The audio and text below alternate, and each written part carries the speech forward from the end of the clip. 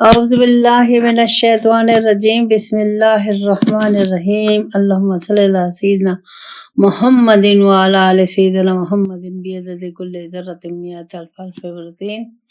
سورہ ال عمران آیت نمبر 116۔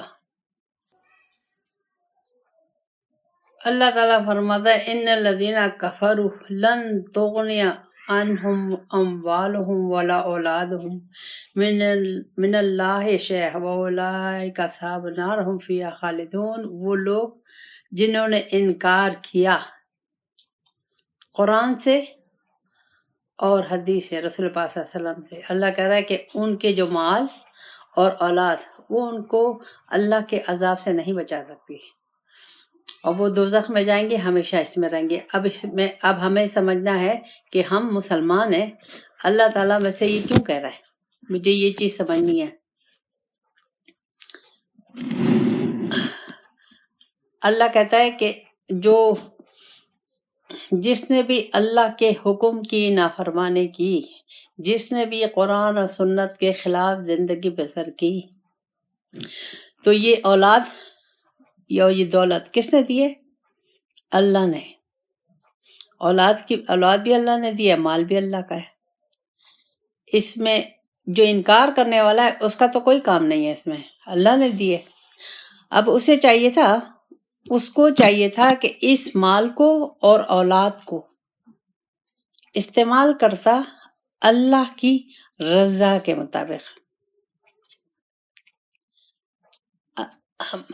اللہ تعالیٰ نے یہ جو مال دیا ہے اور یہ جو اولاد دی ہے اور یہ جو دنیا دی ہے مجھے استعمال کے لیے دیا ہے، لیکن اس استعمال کا طریقہ اللہ تعالیٰ نے قرآن میں بتایا ہے اور رسول پاک صلی اللہ علیہ وسلم نے عمل کر کے بتایا ہے۔ اگر ہم ان دنیا کو، اس میں مال بھی ہے، اولاد بھی ہے، دنیا میں سارا ہر چیز ہے، عزت بھی ہے، سب کچھ ہے، تو اگر ان تمام نعمتوں کو جو اللہ تعالیٰ نے مجھے اولاد کی شکل میں یا مال کی شکل میں دی ہیں، اگر میں نے اپنی مرضی سے استعمال کیا تو میں نے قرآن کا عملاً انکار کیا، میں نے عملاً رسول پاک صلی اللہ علیہ وسلم کا انکار کیا۔ اب اس آیت کی صورت میں دیکھیں کہ ہم کہاں کھڑے ہوئے ہیں۔ اس اولاد کو تو ہم ویسے نہیں تربیت دے رہے جیسے اللہ تعالیٰ نے مجھے بتائی ہے۔ اس اولاد کو تو ہم وہ ادب اور وہ طریقے نہیں سمجھا رہے۔ اس اولاد کو ہم اللہ اور رسول کی محبت ان کے دلوں میں نہیں ڈال رہے، ہم تو صرف دنیا ہی ان کے دلوں میں ڈال رہے ہیں۔ تو یہ اولاد جب بڑی ہوگی اور اعلیٰ تعلیم دنیاوی حاصل کر لے گی تو یہ کہاں جائے گی؟ دوزخ میں جائے گی۔ اور ہماری ماں باپ کے لیے کیا ہوگا؟ اولاد ماں باپ کے لیے صدقہ جاریہ ہے، لیکن یہ جو اللہ اور رسول کی نافرمانی میں زندگی گزاریں گے اس کا اجر والدین کو بھی ملے گا، کیونکہ اللہ تعالیٰ نے تو بتا دیا کہ اولاد کو میں نے تمہیں دیا ہے، اس کو تم میری مرضی کے مطابق۔ مثل ما ينفقون فی هذه الحیاۃ الدنیا، مثال ہے ان لوگوں کی دنیا میں جو خرچ کرتے ہیں دنیا میں، کمثل ریح فیہا سر اصابت حرث قوم ظلموا انفسہم اہلکت۔ اللہ کہتا ہے یہ ایسے خرچ کرتے ہیں کہ ایک ہوا چلے، آندھی آئے، طوفان آئے، اولے پڑے، سب ان کی اس اعمال کو، اس خرچ کو سب بہا کے لے جائیں گے، اور یہ ظلم اپنے اوپر کرتے ہیں۔ وما ظلمہم اللہ، اللہ تعالیٰ ظلم نہیں کرتا، ولکن انفسہم یظلمون، یہ اپنے اوپر خود ظلم کر رہے ہیں۔ اب اس آیت کو مجھے سمجھنا ہے، اللہ تعالیٰ کہہ رہا ہے کہ یہ دنیا، یہ جو اللہ تعالیٰ نے تمہیں دنیا دی ہے، تمہیں زندگی دی ہے، تمہیں مال دیا ہے، تمہیں اولاد دیا ہے، تمہیں عیش و عشرت دیا ہے، تمہیں دنیا کی تمام نعمتیں دی ہے، اگر ان تمام کو تم نے اللہ کی مرضی کے مطابق استعمال نہیں کیا، اللہ کو پانے کے لیے استعمال نہیں کیا، قرآن اور سنت کے اندر رہ کر اس کو استعمال نہیں کیا، تو اس کی مثال ایسی ہوگی کہ ایک تیز ہوا چلی اور وہ سب اڑا کے لے گئی، یا ایک تیز آندھی آئی وہ سب اڑا کے لے گئی، اولے پڑے سارے کھیت تباہ ہو گئے، سب کچھ تباہ ہو گیا، فصل تباہ ہو گئی. یہ اللہ تعالیٰ مجھے کہہ رہا ہے. اور پھر اللہ کہہ رہا ہے یہ میں ظلم نہیں کیا، میں نے تم پہ ظلم نہیں کیا، تم نے اپنے اوپر خود ظلم کیا. اب یہ اس کو سمجھنا ہے. اللہ کہہ رہا ہے میں ظلم نہیں کر رہا، تم اپنے اوپر خود ظلم کر رہے ہو. کیوں میں اپنے اوپر ظلم کر رہی ہوں؟ کیسے کر رہی ہوں؟ وہ ایسے کہ میں زندگی اپنی مرضی سے گزار رہی ہوں. میں نے نہ قرآن کو جانا، نہ رسول پاک صلی اللہ علیہ وسلم کو جانا، نہ میں قرآن کو کے پہ عمل کرتی ہوں، نہ میں حدیثوں پہ کسی چیز پہ عمل نہیں کرتی. میں نے سمجھا ہی نہیں، جانا ہی نہیں، غور و فکر نہیں کیا، تدبر نہیں کیا. میں نے قرآن کو سیکھنے کے لیے ٹائم بھی نہیں دیا. میں نے اللہ اور رسول کی مرضی کو جانا ہی نہیں، رسول پاک صلی اللہ علیہ وسلم کے اسوہ حسنہ کو جانا ہی نہیں. میں اپنی مرضی سے نمازیں بھی پڑھتی رہی، اپنی مرضی سے میں قرآن بھی پڑھتی رہی، حدیثیں بھی پڑھتی رہی، میں اپنی مرضی سے عمرے حج کرتی رہی، خیر خیرات بھی کرتی رہی. اللہ کا رضا سب ضائع ہو جائے گا. اب اس میں اصلی نقطہ کیا، وجہ کیا کہ کیوں ضائع ہو جائے گا؟ کیونکہ ہم جو بھی کر رہے ہیں اس میں ریاکاری ہے، اس میں دکھاوا ہے. اگر آپ نے اللہ کو مقصد زندگی نہیں بنایا، نیت آپ نے یہ نہیں بنائی کہ میں جو کروں گی اللہ کے کو پانے کے لیے کروں گی اور اللہ کے حکم کے مطابق کروں گی، تو ہم بچ جائیں گے. اور اگر ہم نے اس طریقے سے کہ جو ہم مسلمان ہیں اور ہم دیکھا داکھی کر رہے ہیں سب کچھ اور ریاکاریاں کر رہے ہیں، تو وہ سب ضائع جائے گا. حج بھی ضائع جائیں گے، عمرے بھی ضائع جائیں گے، سب کچھ ضائع جائے گا.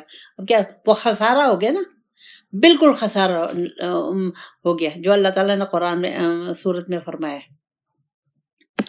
اچھا، تو اب ہمیں جو اس چیز سے بچنا ہے. اب دیکھیں ہم لوگ کتنی اللہ کی راہ میں خرچ کرتے ہیں، روزی بھی رکھ رہے ہیں، نمازی بھی پڑھ رہے ہیں، حج عمرے بھی کر رہے ہیں، ماں باپ کی خدمت بھی کر رہے ہیں، شوہر کی خدمت بھی کر رہے ہیں، سب کچھ کر رہے ہیں، لیکن سب ہمارا ضائع ہو جائے گا. تو اس سے بچنے کے لیے ہمیں چاہیے کہ ہم نیت بنائیں اللہ کو پانے کی، اللہ کی رضا.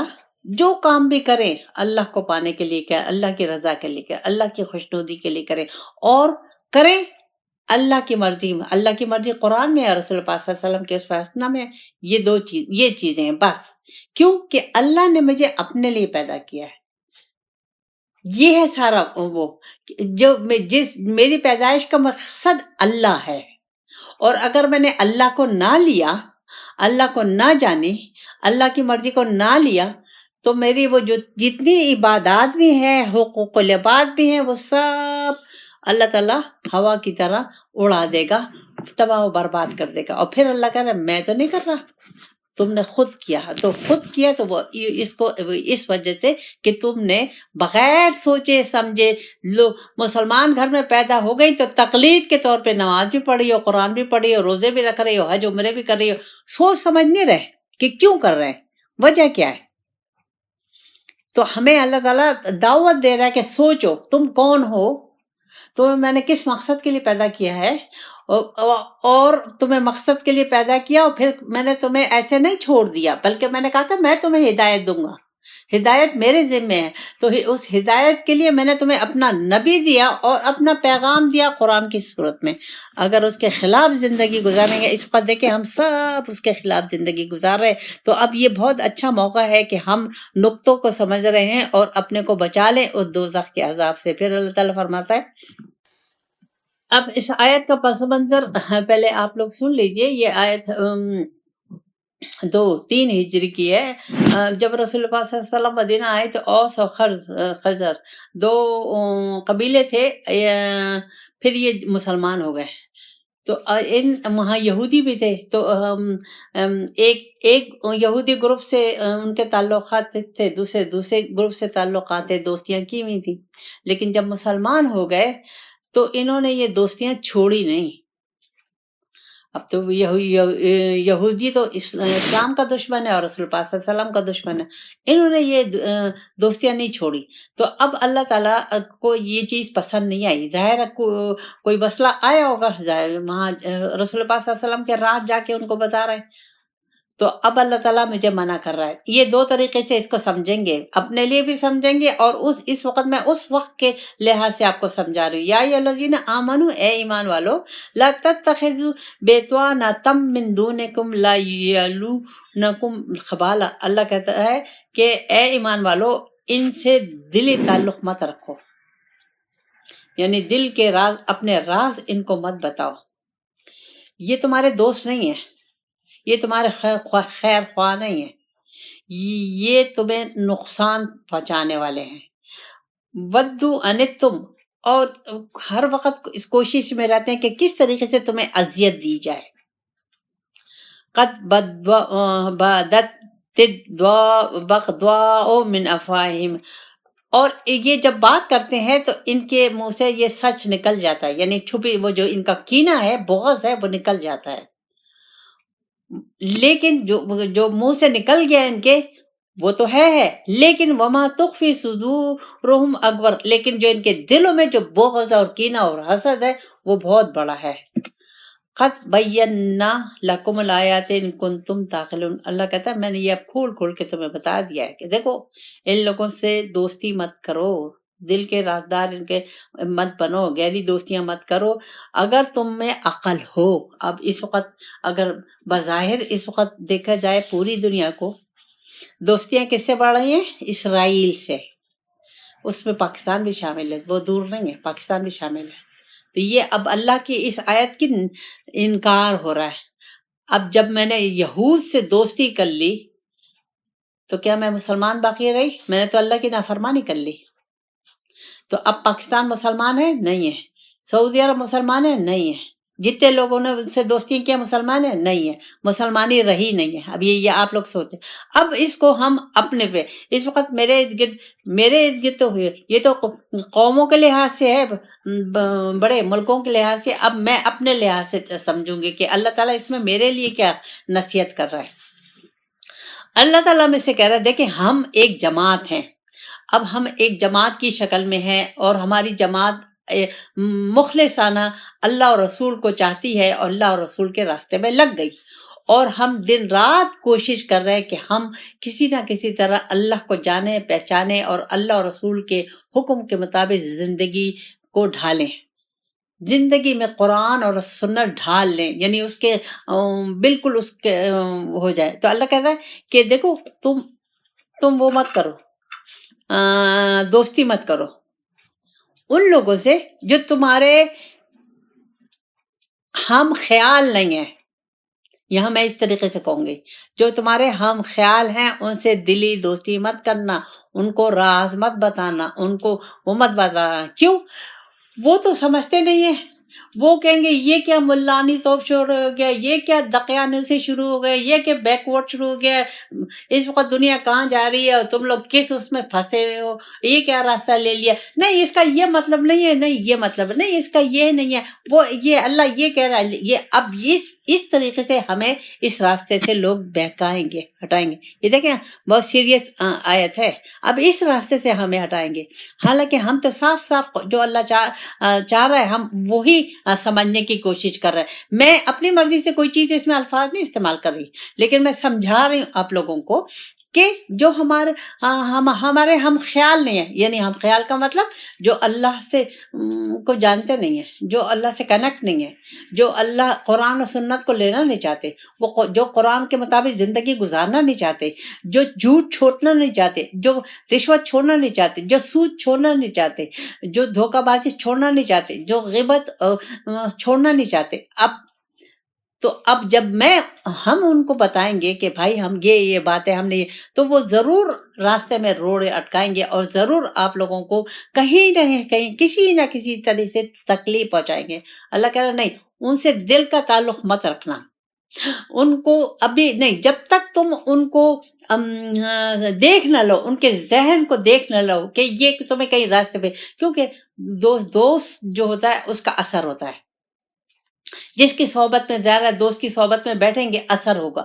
اب ہم نے اللہ کا راستہ لے لیا ہے، اور جو میرا دوست ہے وہ دنیا دار ہے، تو جب میں اس کی صحبت اختیار کروں گی، اس کی صحبت میں رہوں گی، اور کہیں میں نے کوئی بات کہہ دی یا اس نے مجھ سے پوچھ لی، تو پھر وہ تو اس کے خلاف چلے گا، وہ تو ہزاروں باتیں کرے گا. تو ابھی تو ہم پختہ ہوئے نہیں ہیں، ابھی تو ہم اس راستے پہ چل رہے، ہم نے لیا، ہم سمجھنے کی کوشش کر رہے.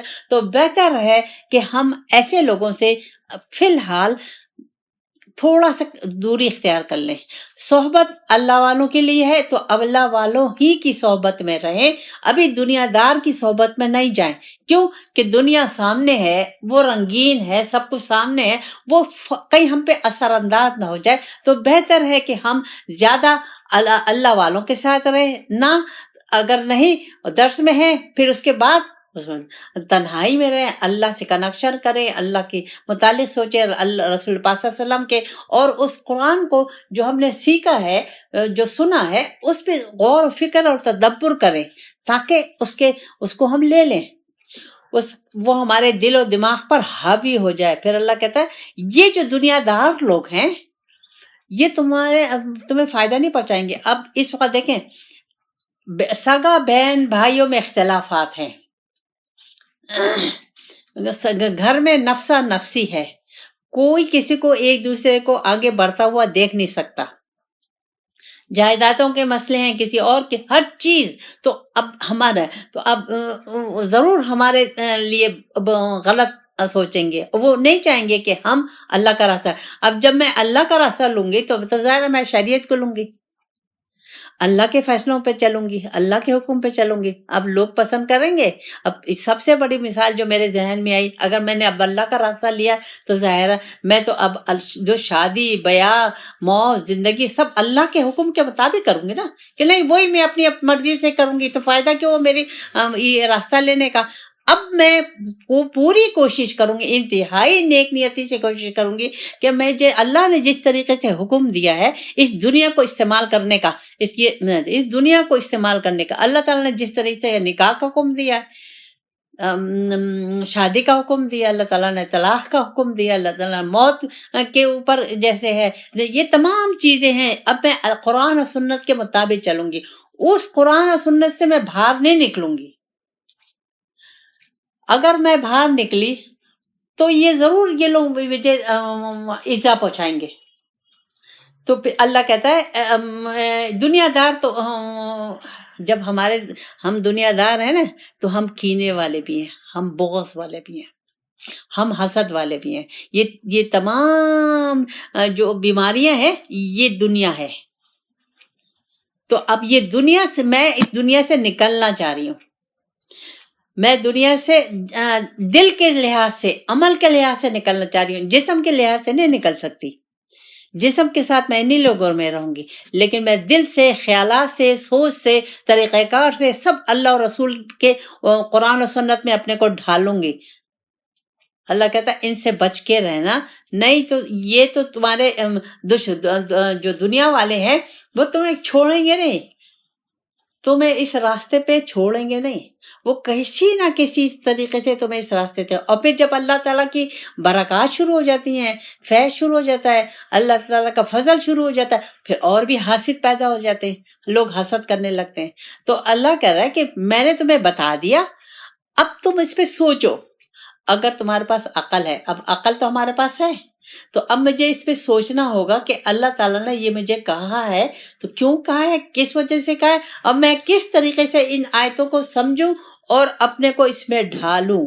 تو ہمیں چاہیے. پھر اللہ تعالیٰ آگے بتاتا ہے، اب اس کو پھر میں آپ کو اس وقت کے لحاظ سے، ان لوگوں کے لحاظ سے بتاؤں گی. اللہ تعالیٰ کہہ رہا ہے ہاں انتم اولاء تحبونہم ولا تحبونکم وتؤمنون بالکتاب کلہ. اللہ کہتا ہے تم تو ان سے محبت کرتے ہو لیکن یہ تم سے محبت نہیں کرتے، حالانکہ تم تمام کتابوں پہ ایمان لاتے، تورات پہ، زبور پہ، انجیل پہ اور تمام پیغاموں پہ ایمان، لیکن یہ نہیں کرتے.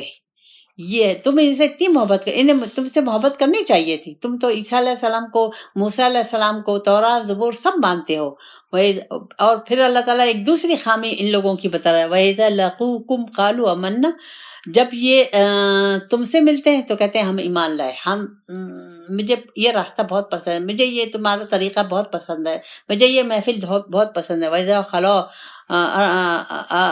عادتم علیکم الانامل من الغیظ، لیکن جب اکیلے میں ہوتے ہیں نا تو ان کو تمہارے متعلق اتنا غصہ ہوتا ہے، تمہارے اس عمل سے، تمہارے طور طریقے سے، تمہارے اٹھنے بیٹھنے سے اتنا غصہ ہوتا ہے کہ وہ اپنی انگلیاں کاٹنا چاہتے، وہ چاہتے ہیں کہ انہیں کچا کھا جاؤ. تو اللہ کہتا ہے قل موتو بغیظکم، مرو اپنے غصے میں. ان اللہ علیم بذات الصدور، اللہ تعالیٰ دلوں کے حال جانتا ہے. یہ تو ان کے، لیکن اب مجھے اپنے لیے سمجھنا ہے اس کو. اللہ کہتا ہے کہ تم جو لوگوں سے محبت کرتے ہو، اب اللہ مجھے کہہ رہا ہے تم جو لوگوں سے محبت کرتے ہو، کن لوگوں سے؟ اب جیسے اب ہم ہیں، ہمارا ایک گروپ ہے، اللہ اور رسول کے پانے کے لیے کوشش کر رہا ہے، ہم نے یہ ایک راستہ لے لیا ہے، تو ہم محبت کرتے ہیں اور لوگوں سے بھی، ہر ایک سے محبت کر رہے ہیں، ہر ایک سے محبت کر رہے ہیں. تو اللہ کہہ رہا ہے وہ لوگ کیوں تم سے محبت نہیں کر رہے، وہ کیوں تمہارے اس میں ہے؟ اب اس میں یہاں دیکھیں فرقہ پرستی، اللہ اور رسول ہے، اللہ اور رسول ہے، یہ اتنے فرقے کہاں سے آ گئے؟ یہ کیا ہے؟ اور پھر اللہ والے، اب جو اللہ والے ہوں گے، جو اللہ کا راستہ لیں گے، جو رسول پاک صلی اللہ علیہ وسلم کا راستہ لیں گے، اس کو یہ جو فرقے والے ہوتے ہیں یہ نہیں مانتے، یہ ان کو ہضم نہیں ہوتا. تو اللہ مجھے کہہ رہا ہے کہ تم تو ہر ایک سے محبت کرتے ہو، لیکن خیال رکھو، بہت خیال رکھو کہ وہ تمہیں نہیں چاہتے. کیوں کہ تم نے اللہ اور رسول کا راستہ لے لیا. اس میں وجہ کیا ہے کہ تم قرآن و سنت کے مطابق زندگی گزار رہے ہو. تم نے تمام دنیا کی وہ تمام ہر چیز ختم کر دی ہے جس میں اللہ کی ناراضگی ہے. تم نے اپنی شادیاں شادی کر لی، اللہ اور رسول کے حکم کے مطابق کر لی، تم نے اپنے نکاح شادی کر لیے، تم نے اپنے تقریبات شادی کر لی، تم نے اپنی موت زندگی شادی کر لی، تم نے اپنی زندگی کو سادہ بنا لیا، ہر کچھ سادگی میں ڈھل گیا. تو اب دنیا والوں کو تو ہضم نہیں ہوگا، دنیا والے تو پھر ہزاروں باتیں کریں گے.